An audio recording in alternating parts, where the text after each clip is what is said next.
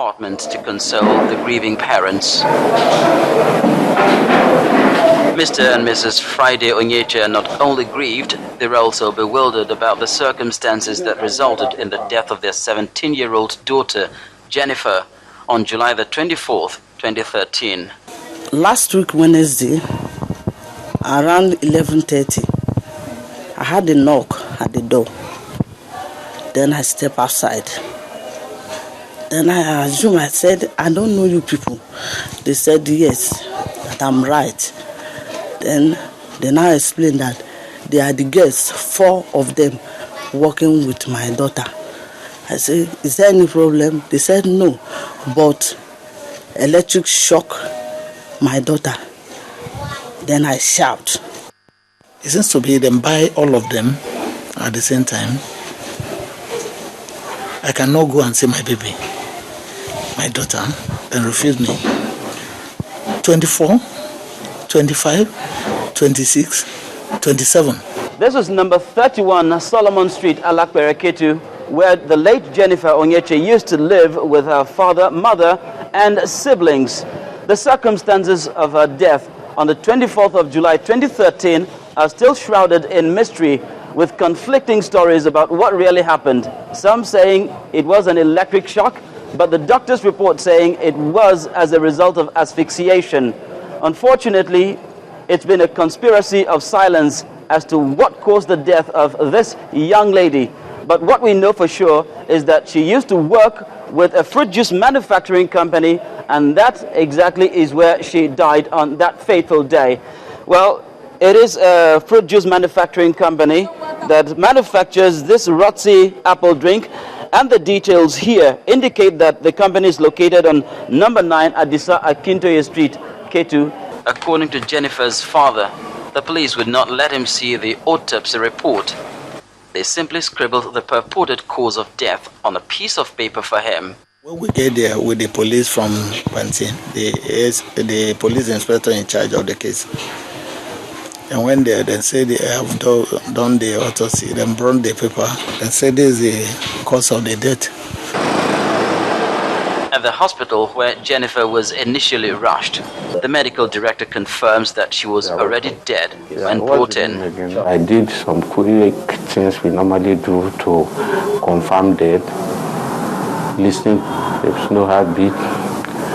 The senior staff nurse that was checking the blood pressure, nothing like that, opened the eyes, and then I look at it, the pupils, that's the tiny hole in the eyes.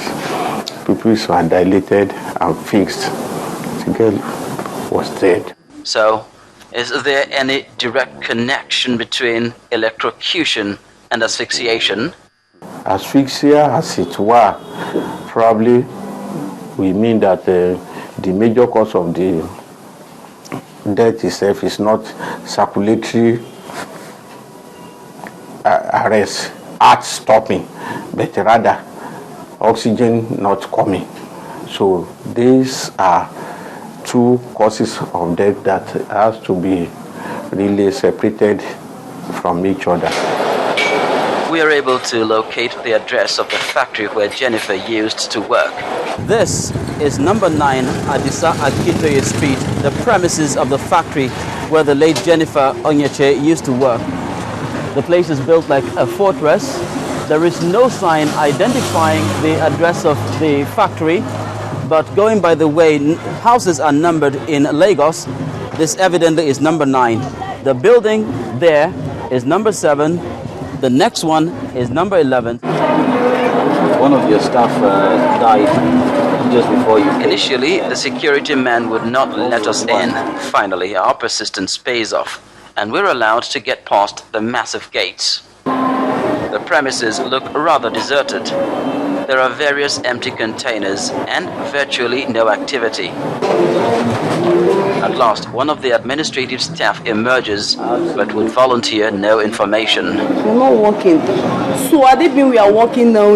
I believe he is in a bad solution, a bad position, to explain things. The late Jennifer Onyeche is the second child of her parents. She passed out from this institution just last year.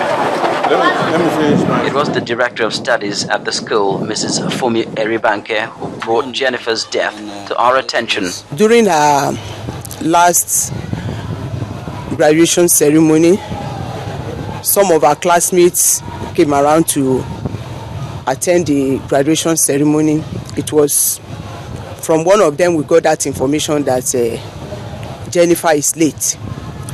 So after the graduation, I asked the principal and 2 teachers to visit the parents to find out the cause of the death.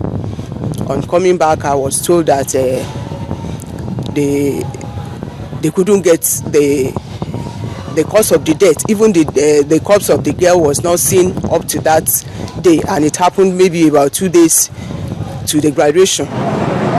Visits to the State Criminal Investigation Department handling the case draw another blank. The only thing we could get to find out is that the case is still being investigated. Meanwhile, the mystery of Jennifer's death persists.